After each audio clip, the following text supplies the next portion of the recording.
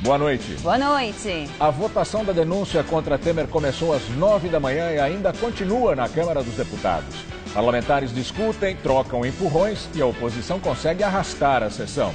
Na busca de apoio de última hora, Temer abriu o gabinete para deputados e governadores. Durante almoço com assessores, já preparou o discurso da vitória previsto para amanhã. Protestos de Fora Temer foram organizados pela esquerda em vários pontos do país. Em São Paulo, a Frente Brasil Popular fez manifestação na Avenida Paulista. Ministro do STF, Luiz Fux, disse que a delação premiada de ex-governador do Mato Grosso, Silval Barbosa, do PMDB, é monstruosa. Fux afirmou ainda que não homologou a delação, mas que ela é a maior operação depois da Lava Jato. A Corregedoria do município de São Paulo intima servidores envolvidos nas denúncias de máfia da Cidade Limpa. Na Câmara dos Vereadores já há 2 pedidos de CPI que esperam aprovação. A crise se aprofunda na Venezuela depois do plebiscito. A empresa que administrou a votação revela que houve fraude e manipulação pró-governo. O Jornal da Gazeta está no ar.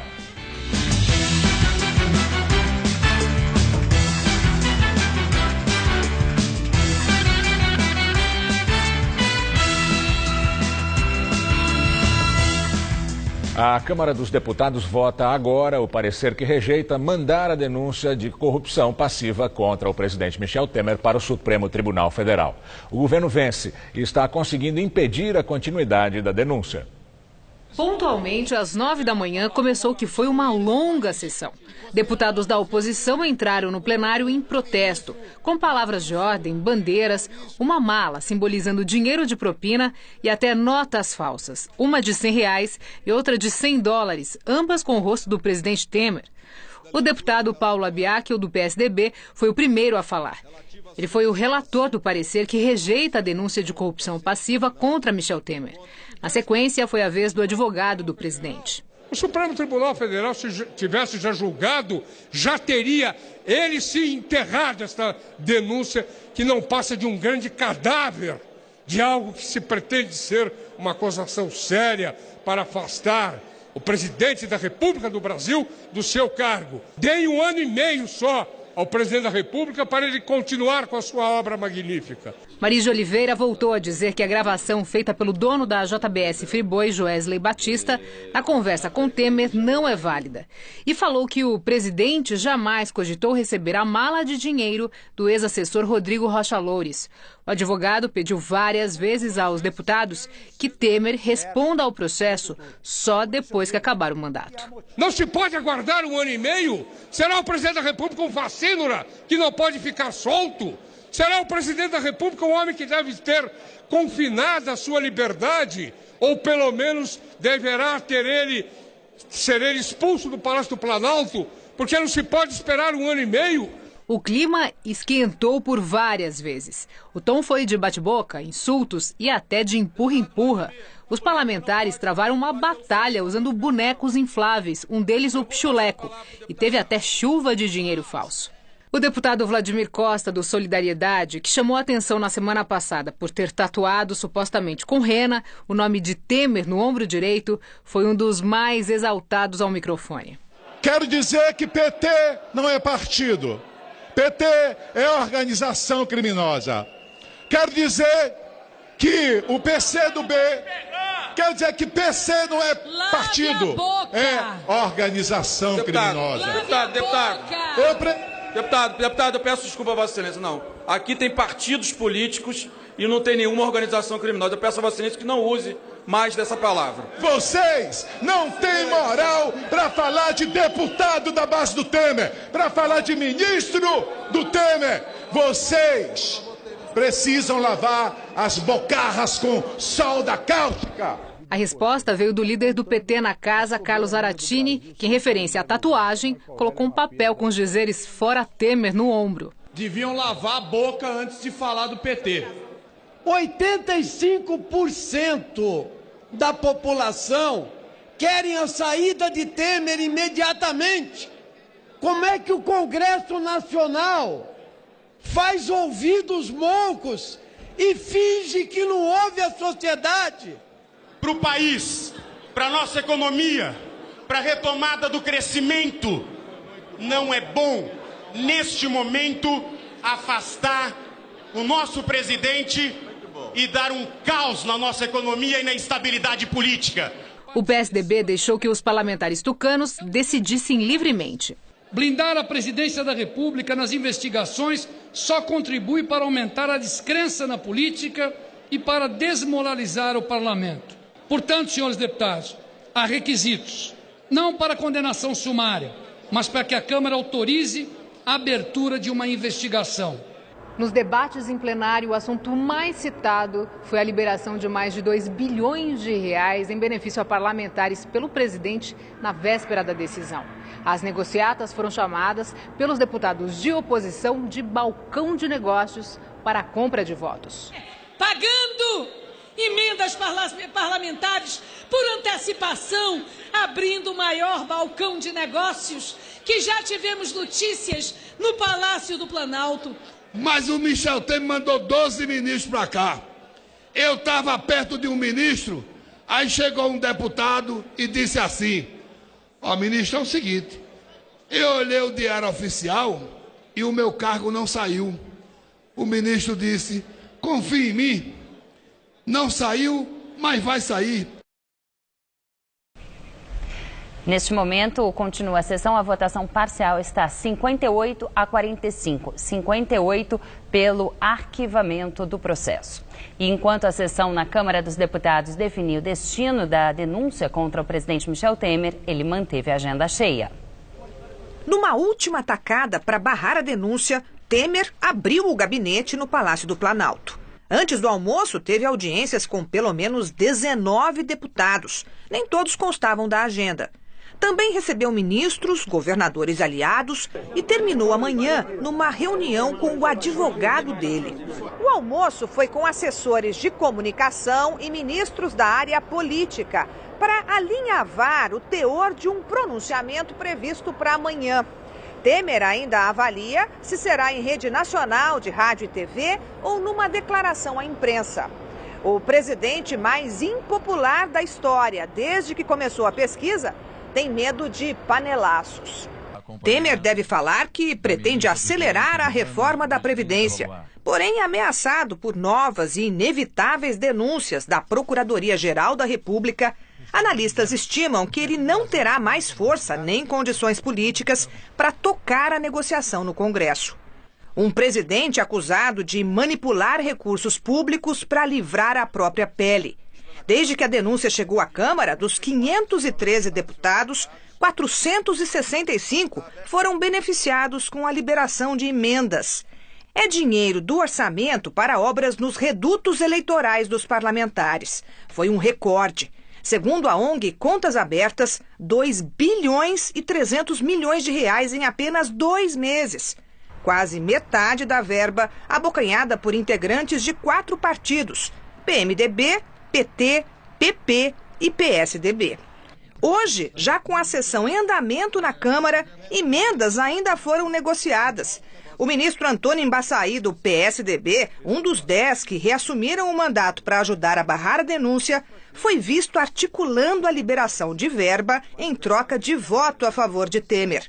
Além disso, na contramão da promessa de cortar gastos, o presidente nomeou centenas de indicados políticos para cargos comissionados, com salários de até 15 mil reais. E ontem, no apagar das luzes, Temer ainda aliviou dívidas de latifundiários, numa medida provisória estrategicamente divulgada antes de um almoço com deputados da bancada ruralista. O relator da Lava Jato do Supremo Tribunal Federal, ministro Edson Fachin, afirmou que só vai se manifestar a respeito da denúncia de corrupção passiva contra o presidente Michel Temer depois da votação da admissibilidade do processo na Câmara dos Deputados. O ministro disse que os próximos passos desse processo serão rápidos, mas dependem do parecer dos deputados federais. Neste momento, os deputados continuam votando no plenário da Câmara se aprovam ou rejeitam a denúncia contra o presidente Michel Temer. Há pouco houve novo empurra-empurra entre os deputados. A votação nominal começou às 6h22 da tarde. Os deputados, um a um, declaram os seus votos. São necessários, no mínimo, 342 votos para impedir que a denúncia seja investigada pelo Supremo Tribunal Federal. placar está acirrado. Há deputados de vários partidos que não seguiram a recomendação das lideranças e votaram a favor da investigação.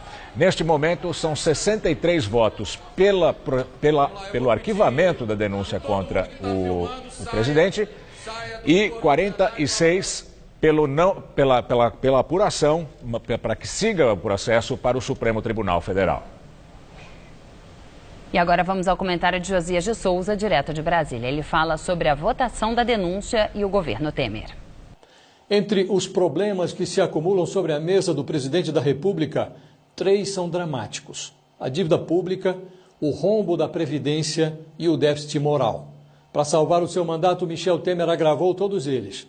Em vez de conter despesas, comprou deputados e loteou cofres públicos. Sem força para impor sua reforma previdenciária, brindou a bancada ruralista com um refinanciamento de dívidas que custará à Previdência Social uma renúncia de 5,4 bilhões de reais. De resto, Temer revitalizou sua aliança com a banda podre do Congresso, cuja prioridade é preparar novas emboscadas legislativas contra a Lava Jato. Temer vende a tese segundo a qual o sepultamento da denúncia de corrupção contra ele beneficia o país e permite ao governo retomar sua agenda de reformas. É conversa fiada. Segundo o Ibope, 81% dos brasileiros gostariam que a Câmara autorizasse o Supremo Tribunal Federal a julgar Temer. E a maioria da infantaria do governo não quer reformar coisa nenhuma. Deseja manter seus velhos hábitos. Boa noite.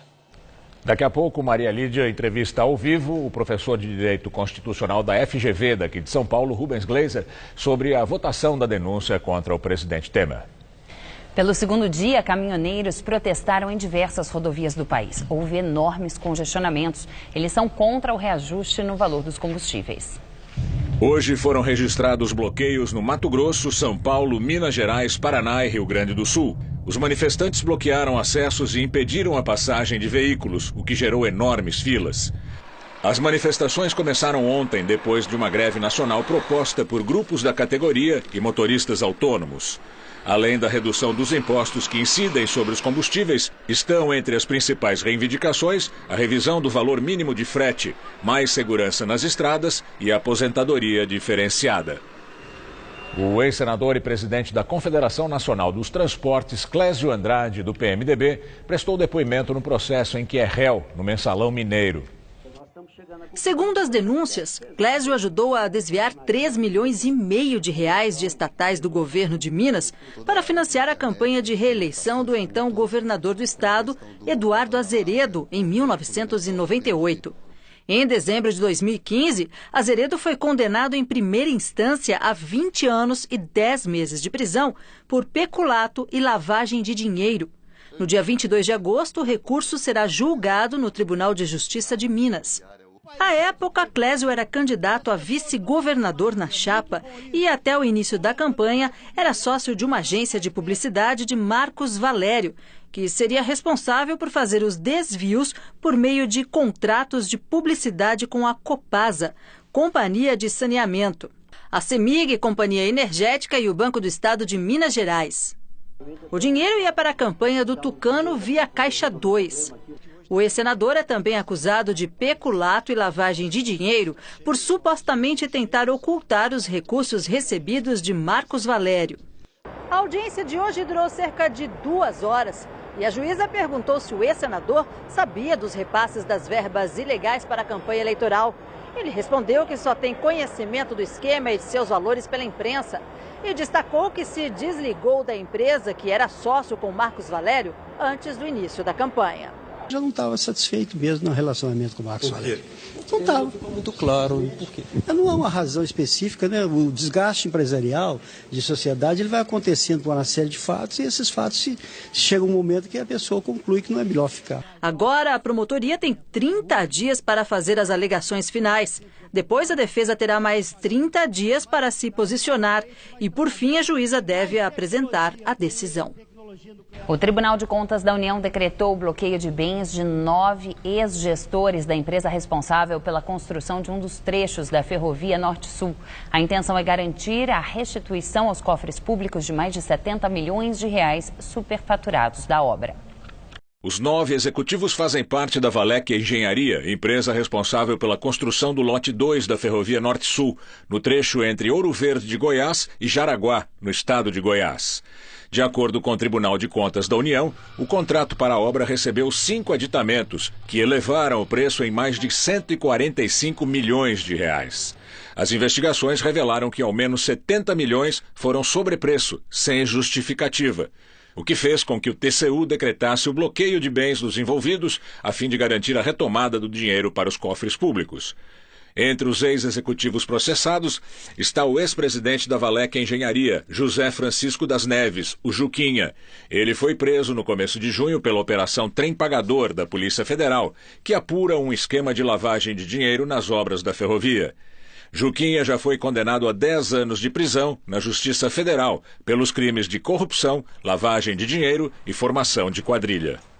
O ministro do STF, Luiz Fux, disse que a delação premiada do ex-governador do Mato Grosso, Silval Barbosa, do PMDB, é monstruosa. Silval chegou a ser preso na Operação Sodoma.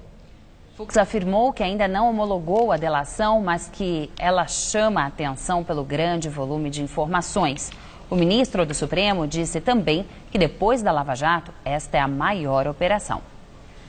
Silval Barbosa foi governador de Mato Grosso entre 2010 e 2014. Ele foi preso no âmbito da Operação Sodoma, sob a acusação de liderar um esquema de recebimento de propina em troca da concessão de incentivos fiscais.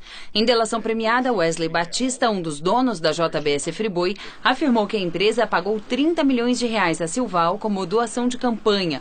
Os valores teriam sido pagos em 3 parcelas por meio de um doleiro e com notas frias emitidas por várias empresas.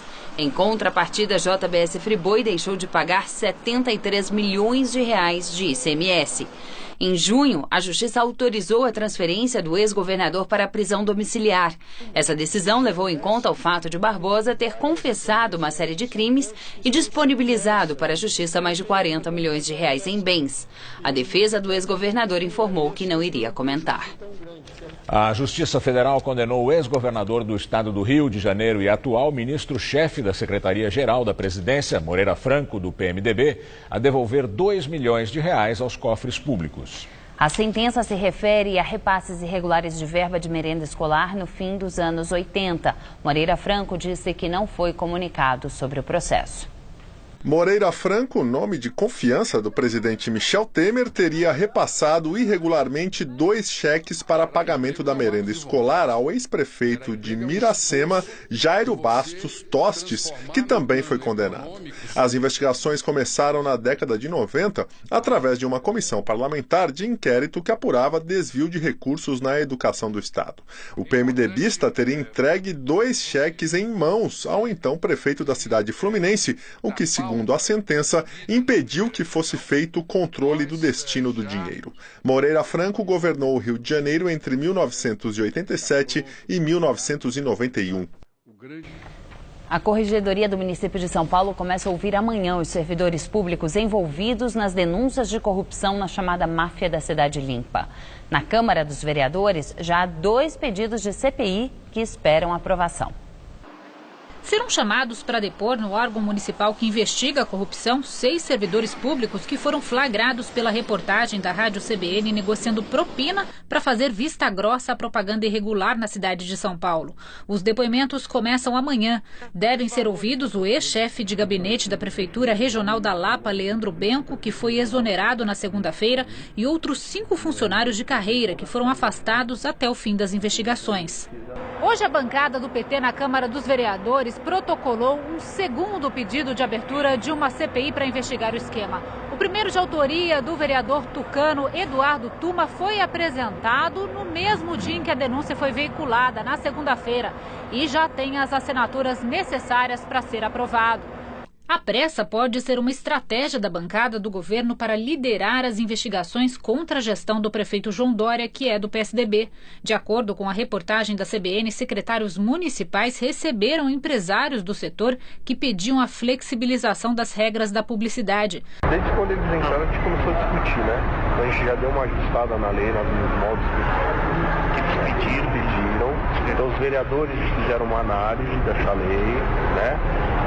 Dentro da Câmara Câmara Municipal. Então essa lei como é que tá? Tá na Câmara, em agosto agora a gente põe ela em votação. A Prefeitura confirmou os encontros, porém diz que os secretários não sabiam do esquema de pagamento de propina que funcionava nas subprefeituras da cidade.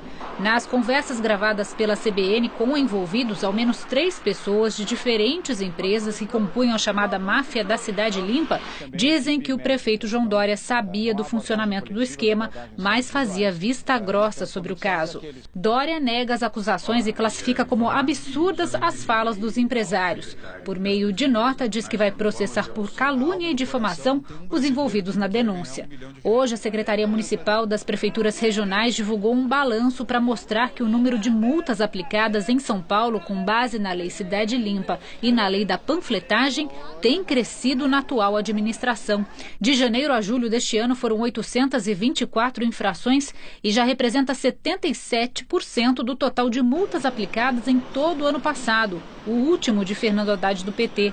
A pasta também informou que prefeituras regionais que tiveram funcionários citados pela reportagem estão entre as que mais aplicaram as sanções este ano.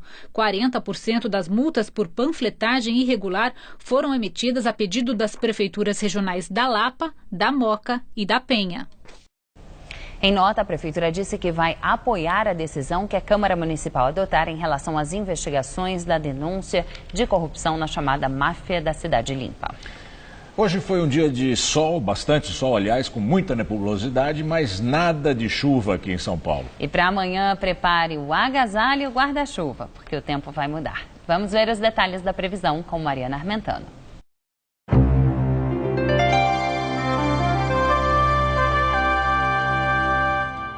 O destaque da previsão do tempo é o avanço da frente fria que tem provocado chuvas lá no sul do país, aqui para o sudeste.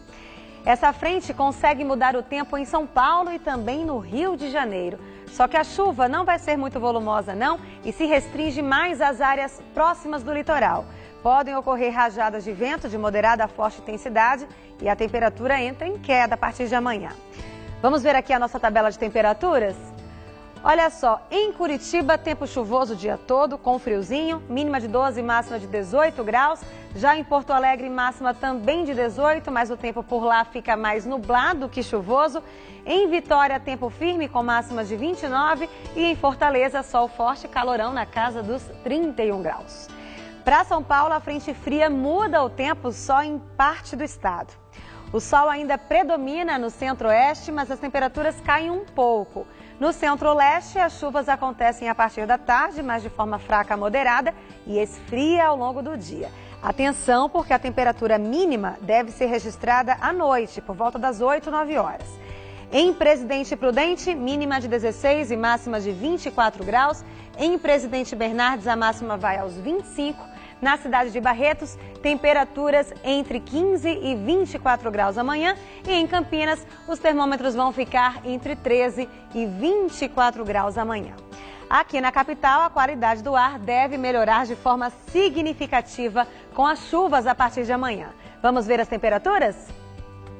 Nessa quinta-feira, mínima de 13 e máxima de 22 graus. Lembrando que esfria ao longo da tarde, por isso não esqueça o agasalho em casa. Na sexta ainda chove fraco e a máxima fica em torno dos 17. E no sábado o dia será de muita nebulosidade, com mínima prevista de 11 e máxima de 17 graus à tarde também. Cerca de 50 pessoas protestam na Avenida Paulista contra o presidente Michel Temer. O ato é na calçada da esquina da Rua Augusta, no sentido Paraíso, em frente ao escritório da Presidência da República. No momento, não há bloqueio na avenida. O ato de hoje foi convocado por várias entidades, como a Frente Brasil Popular e o Sindicato dos Bancários, por causa da análise pela Câmara dos Deputados da denúncia contra o presidente Michel Temer, que está sendo votada agora. Pela manhã, manifestantes bloquearam importantes rodovias de São Paulo. Na Presidente Dutra, a manifestação foi organizada pelo movimento Povo Sem Medo, ligado ao PT e às centrais sindicais como a CUT. Com faixas e aos gritos de Fora Temer e Diretas Já, o grupo colocou fogo em pneus. O trânsito no sentido São Paulo ficou totalmente bloqueado. Na rodovia Regis Bittencourt, na zona oeste de São Paulo, os manifestantes fizeram barricadas com pneus no trecho entre os municípios de Taboão da Serra e Embu das Artes. o trânsito na região também ficou complicado. As duas rodovias foram liberadas por volta das 8 horas da manhã. Os protestos contra o presidente Michel Temer começaram ontem em várias cidades brasileiras. Voltamos a falar sobre a votação do parecer de Paula Biacchio, do PSDB, que recomenda a rejeição da denúncia contra o presidente Michel Temer por corrupção passiva. Já são 92 votos a favor do arquivamento do relatório e 61 votos contra. Os deputados do Amazonas, Mato Grosso do Sul, Paraná, Pará, Amapá, Santa Catarina, Rio Grande do Sul, Roraima já votaram. São necessários, no mínimo, 342 votos não, ou seja, contrários ao parecer, para que a denúncia seja enviada para o Supremo Tribunal Federal e os ministros avaliam se Temer deve se tornar réu. E agora vamos ao comentário de política com Bob Fernandes. Votação da denúncia contra Temer. Em Senado, mais um ato da farsa. Os mesmos tipos, os mesmos votos constrangedores e a moeda de sempre. O processo do impeachment de Dilma, definido como Tabajara por Joaquim Barbosa, estabeleceu nova regra, o vale tudo. O que está em jogo é quem controla o poder, agora e a partir de 2018. Faltaram votos em 2014, providenciou-se uma nova forma para chegar ao poder. Essa que aí está e que hoje teve mais um ato. Todos se lembram do escândalo chamado Mensalão, o do PT. O do PSDB, 19 anos depois, segue virgem. O Mensalão do PT escandalizou o Brasil. Espetáculo que se arrastou por 7 anos. No Supremo, sob a batuta desse mesmo Barbosa, durou 1 ano e meio e 69 sessões. Capítulos decisivos transmitidos ao vivo de 2 de agosto até a véspera da eleição municipal de 2012. Qual o crime denunciado naquele mensalão? Parlamentares sendo pagos para votar com o governo. O que se assiste nesse ato da farsa de agora? Parlamentares pagos com emendas e demais moedas para manter um presidente acusado de atos de corrupção pessoal. E o que foi o movimento, o início do caminho para a derrubada de Dilma, se visto por esse ângulo, digamos, comercial, das compras e vendas? Recordemos, Yunes, primeiro amigo de Temer, revelou, foi usado como mula pelo ministro Eliseu Padilha. Quem contratou Yunes em 2014 foi o doleiro Funaro, agora preso. O que disse o doleiro Funaro para Yunes? Que 140 deputados, esses mesmos, foram financiados para eleger Eduardo Cunha, presidente da Câmara. Cunha e seus milhões de cunhas comandariam o impeachment Tabajara. Deu nisso aí. Temer fica, não vai dar o Rodrigo Maia Botafogo. Eles ainda estão divididos, mas os que querem o poder de qualquer forma ganharam mais uma. Já não há manifestações com camisas da CBF e panelas. Estão todas nos armários. Juntas, devem ter sido escondidas com a indignação com a corrupção e, especialmente, a memória. Boa noite. A empresa responsável pela apuração dos votos da Assembleia Constituinte na Venezuela denuncia a manipulação dos números na eleição realizada pelo governo do presidente Nicolás Maduro.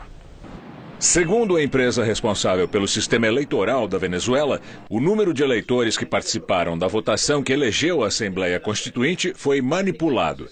A diferença entre a participação real e a anunciada pelas autoridades é de pelo menos 1 milhão de votos. O governo anunciou a participação de 8 milhões de votantes. A oposição afirmou que vai pedir uma investigação. A denúncia aparece no dia em que estava prevista inicialmente a posse dos 545 deputados que vão redigir uma nova Constituição. Mas o governo anunciou que não sabe exatamente quando isso vai acontecer.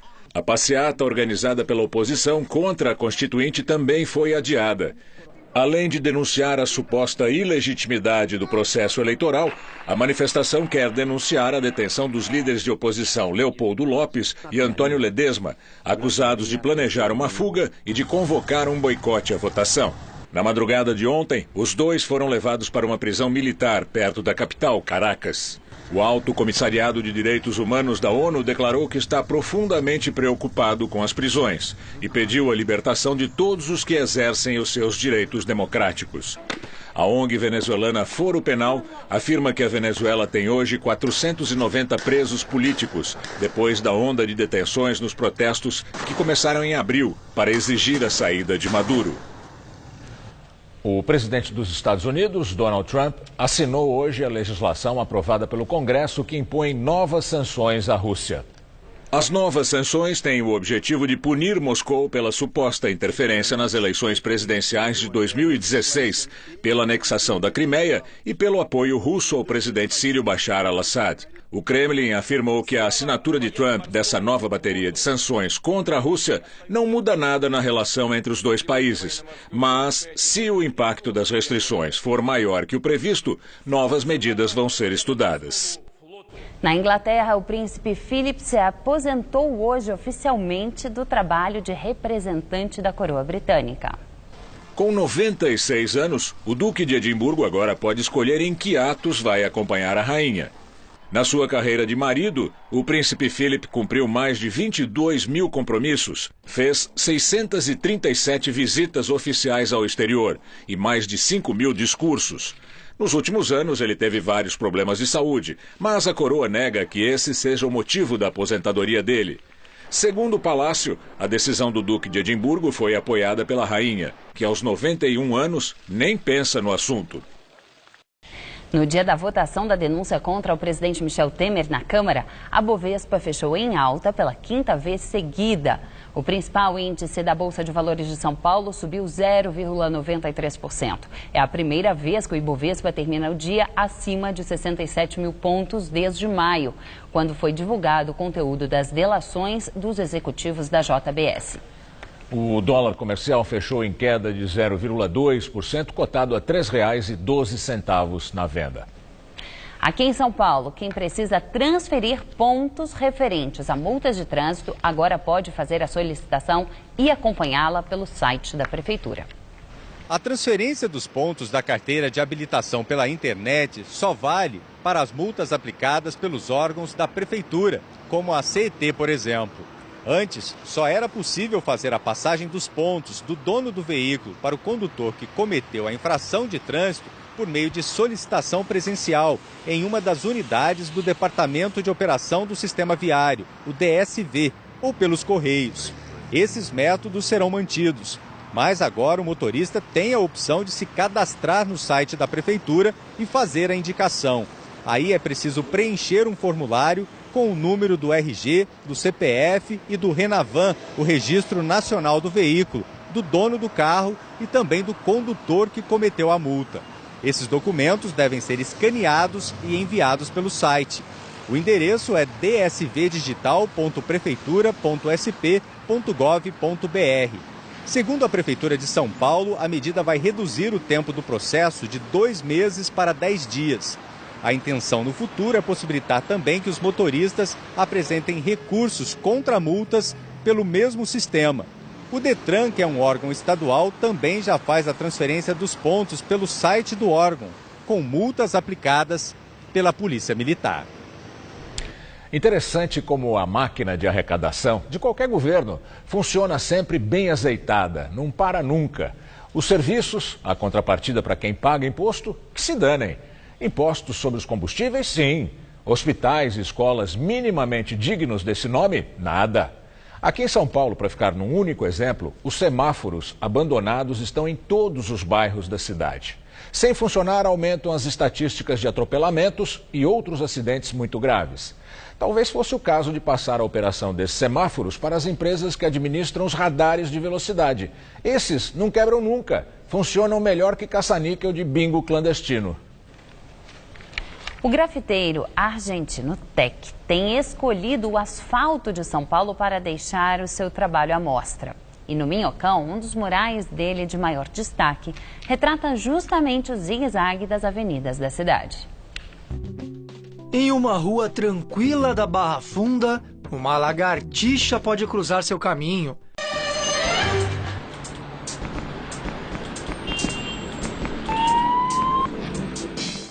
E já pensou um sapo gigante no tranquilo bairro de Perdizes? O primeiro dia que eu vi, eu achei assim meio estranho, né? Mas depois que eu comecei a prestar atenção, eu achei legal. Mas também eu não sei que desenho que é, que eu não tive a curiosidade de ir lá ver. Também é um sapo? Ai, credo. Meus filhos que estudavam aqui perto sempre gostavam de passar por cima do sapo. Foi muito legal. Os grafites no chão são a marca registrada do artista argentino Tech. Ele nasceu em Córdoba, mas há 6 anos migrou para São Paulo, onde encontrou a geografia perfeita para sua arte. Venho a São Paulo, encontro as ladeiras de São Paulo, me permitem uma coisa nova, que era ver o desenho que eu pintava no chão, desde o chão. Que começava, quando eu descobri a Sumaré, Perdizes, tudo isso, que a zona da PUC, que você consegue enxergar uma ladeira que está quase a 600, 700 metros, mas que vira uma parede. Tech é o nome artístico de Leandro Weisbord. Ele teve banda de rock, estudou desenho gráfico, mas como grafiteiro se realizou. É dele, por exemplo, esse painel imenso em um prédio no Minhocão. No caso da lagartixa, a técnica usada foi a do stop motion. O artista pinta e fotografa do alto, depois apaga, pinta de novo e o bicho ganha vida. Simples assim. Esta lagartixa foram quantos desenhos? Foram uns 50. Quanto tempo? E umas 11 horas, sem parar. Nem comi esse dia. Os desenhos são como raízes nessa selva de pedra, de onde ele não sai por nada. Os primeiros artistas famosos do continente começaram a sair daqui, que foram os Gêmeos, por exemplo. Eu já conhecia os Gêmeos e eram de São Paulo, e eram como os únicos que estavam sendo conhecidos mundialmente. E sim, é uma cidade multicultural e muito grande, né? O Tech acabou se casando com uma brasileira e teve 2 filhas aqui em São Paulo. A maior prova de que ele é mesmo quase um paulistano. E aqui na Barra Funda, na Zona Oeste, ele mora e mantém esse galpão que é o ateliê de trabalho dele, onde ele costuma trabalhar a inspiração para os trabalhos. O artista nunca foi advertido por pintar no chão, mas para ter a rua todinha, sempre tem um plano. Por exemplo, eu fiz toda uma série de trabalhos quando o Corinthians foi campeão do mundo. Então eu peguei quarta de final, semifinal, final da Taça Libertadores, partido ida e volta. Eu já tive 6 noites que não tinha ninguém na rua. Estou acumulando anos, então para mim pintar no chão está sendo mais fácil que subir uma escada e um andaime. Então estou tentando levar a coisa mais para o chão que para as grandes alturas.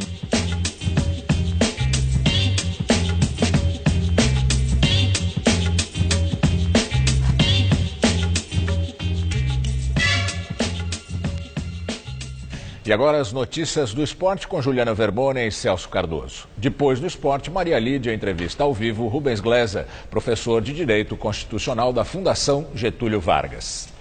Agora é oficial, o brasileiro Neymar não é mais jogador do Barcelona da Espanha e deve assinar o contrato com o Paris Saint-Germain da França até o fim dessa semana, né, Celso? Boa noite. Boa noite, Juliana. Depois de 4 anos jogando num dos times mais vitoriosos do futebol mundial, Neymar Júnior deixou hoje o Barcelona rumo a Paris.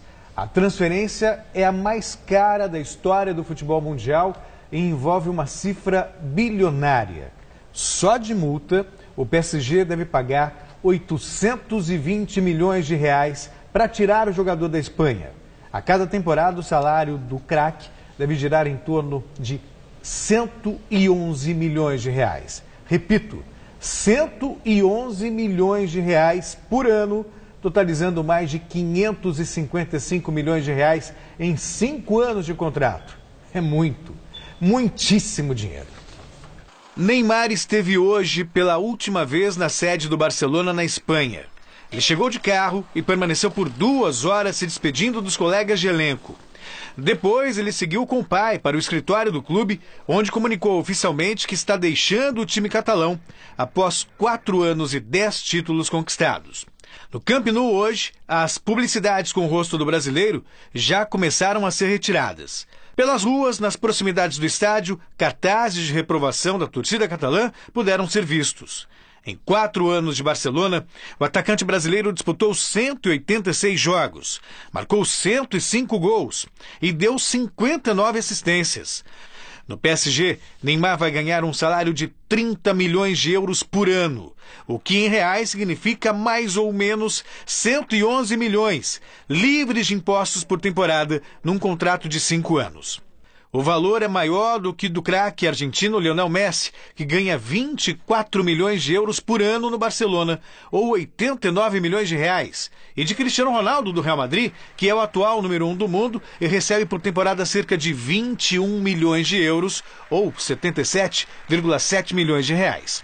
Por dia de trabalho, o brasileiro vai receber aproximadamente R$400 mil no PSG, o que equivale a 16 mil por hora, ou R$280 por minuto.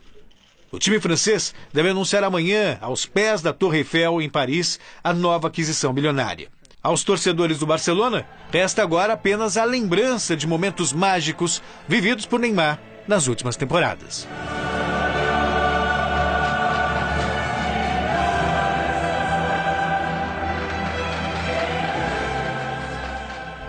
As cifras até se sobrepõem ao fato em si, né, Celso? Por mais que eu tente imaginar essa dinheirama toda, não dá para visualizar. É muito dinheiro. O lado financeiro, obviamente, não há como negar que foi um bom negócio. Do ponto de vista esportivo, a história já é outra. O Neymar vai ser protagonista num time, mas com poucos reforços também. E para realizar aquele sonho de ser o melhor do mundo... Você tem que ter uma equipe. Tem que ter uma equipe. Ele deveria, por exemplo, ser campeão de uma Liga dos Campeões da Europa. Não sei se o Paris Saint-Germain, com todo esse dinheiro, tem capacidade de ganhar uma Liga dos Campeões da Europa. Agora, do ponto de vista financeiro, imagina. O Neymar já garantiu 50 gerações da família dele. E hoje também é noite de futebol, mas aqui pelo Campeonato Brasileiro, né, Celso? Os times paulistas entram em campo hoje. Sim, na rodada de hoje tem Santos, Palmeiras e Corinthians em campo. O Santos pega o Flamengo no Pacaembu, enquanto o Palmeiras enfrenta o Botafogo no Rio de Janeiro. Destaque para o líder Corinthians, que vai a Belo Horizonte enfrentar o Atlético Mineiro. A partida marca o reencontro do atacante Jô com a torcida mineira, onde comemoraram juntos a conquista de uma Libertadores da América. Passado versus presente. Convenhamos, enfrentar o Atlético no Mineirão é muito mais confortável do que no Horto. No Mineirão, eu acho que fica um jogo mais aberto, né? No Horto, como eu jogava lá, eu sabia, ali era a pressão do primeiro minuto até o último minuto. Mas a gente tem que ir com a cautela de saber que é uma equipe que tem muito bons jogadores, é uma equipe que tem muita qualidade. Inimaginável é um confronto dessa envergadura com tamanha diferença de pontos entre o líder Corinthians, 18, à frente do Atlético. A maioria dizia que o Atlético Mineiro seria um dos favoritos, né? Queria estar na frente brigando pelo título e a nossa equipe brigando pelo rebaixamento, né?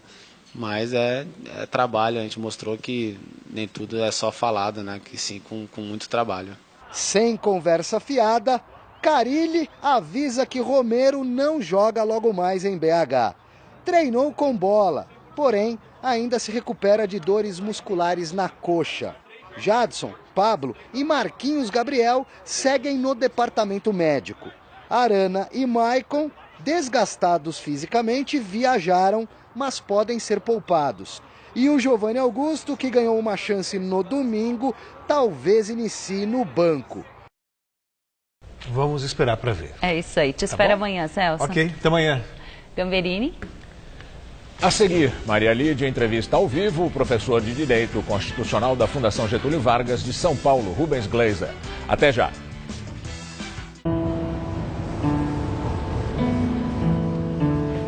Será que isso tudo faz sentido? Tanto vai e vem. Será que é esse o caminho? A verdade é que eu só vou saber se eu continuar. O importante é seguir seu caminho. No Bradesco Prime, você conta com atendimento personalizado e especialistas em investimentos e na gestão de patrimônio. Na hora de investir, escolha um banco em que você confia. Bradesco Prime. Seu caminho é Prime.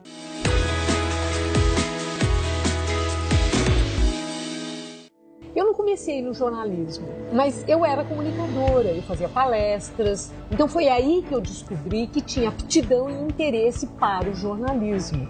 Escolher uma faculdade naquela altura do meu campeonato não era fácil. Eu tinha ali um nível de exigência, eu queria algo mais. E eu descobri a Faculdade de Jornalismo da Casper Libero, que era muito conceituada pelos resultados conquistados nesses anos todos. As habilidades necessárias para o exercício da função, eu precisava aprender de uma forma sistematizada com professores qualificados. E isso eu consegui na faculdade, aqui na Casper. Por isso, eu sou Casper. Somos todos Casper. Prepare-se, porque a festa sertaneja vai começar. Segura! Tá todo mundo super animado para curtir um programa cheio de música, com uma dupla que é sucesso. Com vocês, Rio Negro e Solimão! Alô, galera, bate a mão e bate o pé, e bate o pé, e bate o pé. Entre nessa festa com a gente. E cadê o barulho? Festa Sertaneja, com Padre Alessandro Campos. Estreia, próximo domingo, 6 da tarde.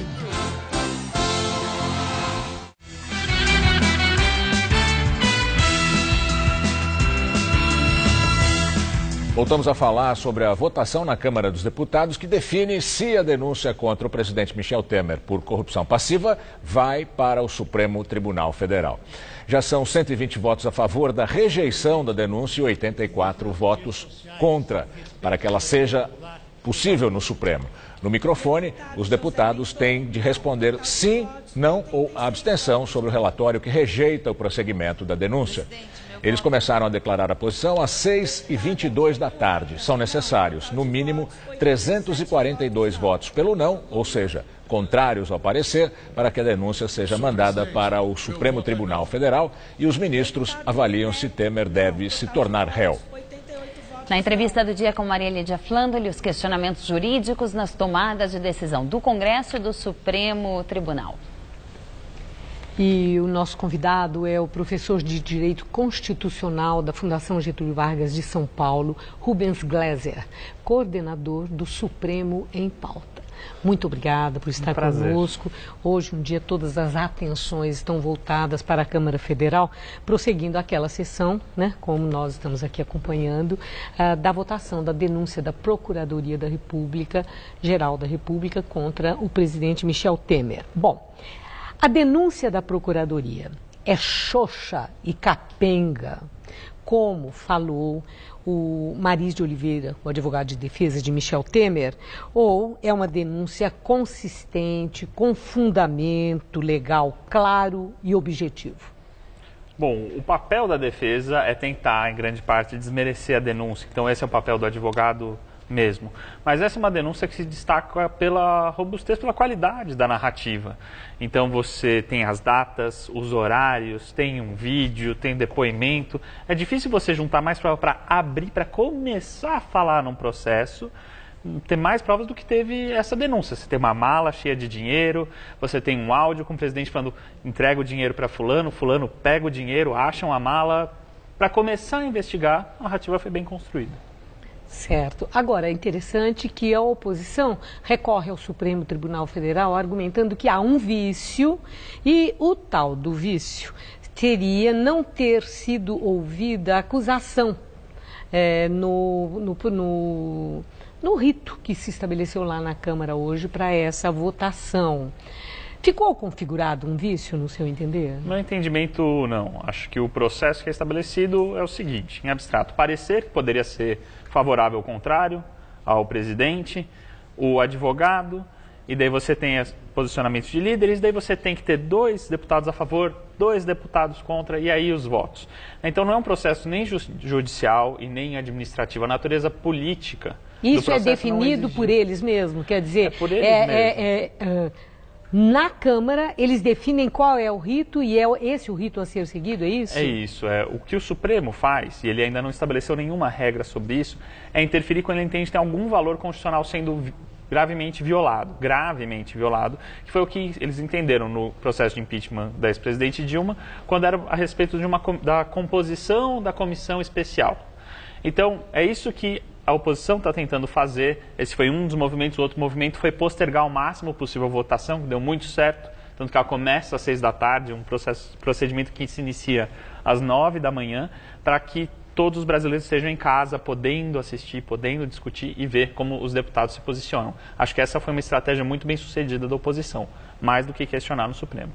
Agora tem uma outra coisa, Michel Temer está sendo acusado de ter usado de expedientes para que a votação seja favorável a ele hoje, como a liberação de emendas para os parlamentares, aquela mexida que foi feita na Comissão de Constituição e Justiça na primeira votação, e também medida provisória que ele baixou, atendendo a pleito da bancada ruralista. Quer dizer, tudo isso como manobra política que, no entender daqueles da oposição que acusam, ferem a Constituição. Então, a minha pergunta é isso. Essas manobras todas ferem preceito constitucional ou são manobras políticas questionáveis moralmente?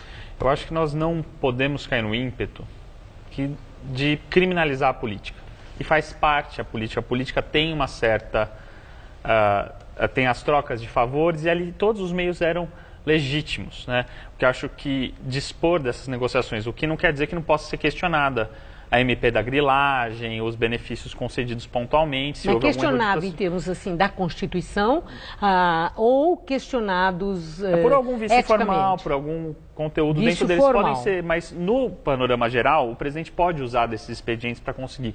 E é um problema claramente ético e de contradição política. Então, no momento de retenção, você precisa ter uma reforma da Previdência, porque não tem dinheiro nenhum, se libera bilhões em emendas. Você faz concessões para bancadas que cresceram muito, né? A bancada ruralista cresceu muito. E para garantir um resultado de votação que salva o presidente por um dia a mais. Porque se houver a nova denúncia, como parece que vai ter, esses votos de hoje não estão garantidos, porque essas alianças são efêmeras, elas são feitas com base em vontade. Bom, mas troca. Independente, não vamos nem falar da próxima denúncia, vamos deixar para conversar se ela for apresentada. Mas ainda em relação a essa denúncia, vamos admitir a hipótese que a denúncia, que haja o arquivamento, que Temer saia vencedor hoje. Certo.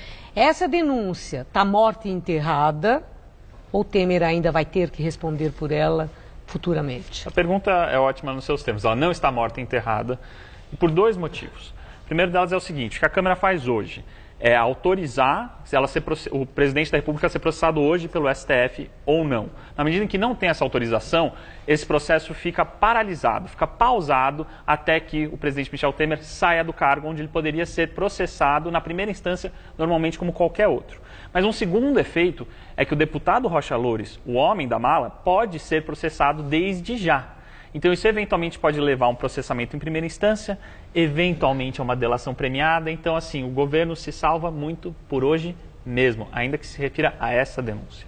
Bom, agora eu queria a sua opinião sobre o que disse o ministro Gilmar Mendes. Ele subiu o tom mais uma vez e fez duríssimas críticas aos seus pares, ao próprio Supremo Tribunal Federal, que, segundo ele, tem ido a reboque das loucuras do Procurador-Geral da República, que delações premiadas têm sido homologadas sem que haja discussão, que lá no Supremo, eles, indo a reboque das decisões e dos pleitos da Procuradoria da República, estariam reescrevendo até um novo Código Penal e ele pede que o Supremo se realinhe. Bom, o Supremo tem agido assim no vai da valsa, dança conforme a música, perdeu a compostura? É engraçado, né, como as coisas, dependendo do contexto, as reclamações mudam, os atores que reclamam mudam. O que a gente tem é um problema geral no Supremo que cada ministro faz o que quer desde sempre. O que você tem era os poderes dos ministros sozinhos resolverem um monte de coisa, entre elas delações, desde sempre. Isso às vezes dá algumas incoerências. A gente teve o ministro próprio, Gilmar Mendes, que indeferiu a subida de Lula para o ministério com os critérios, Celso de Mello não indeferindo do Moreira Franco com critérios diferentes. Ninguém reclamou, nada precisou ser alinhado, nunca foi decidido pelo plenário. Então eles têm esses poderes. Então há um desgaste das instituições na fala do ministro Gilmar Mendes que me parece excessiva. Agradeço muito sua entrevista. Uma boa noite, muito obrigada. Boa noite. Com você, Juliana. Voltamos a falar sobre a votação na Câmara dos Deputados, que vai definir se a denúncia contra o presidente Michel Temer por corrupção passiva vai para o Supremo Tribunal Federal. Neste momento, 133 sim, 98 não e uma abstenção. O Jornal da Gazeta termina aqui. A edição de hoje pode ser vista no site do Jornal da Gazeta. Mais notícias em nossa edição das 10. Eu te espero. Até lá. Boa noite e até amanhã.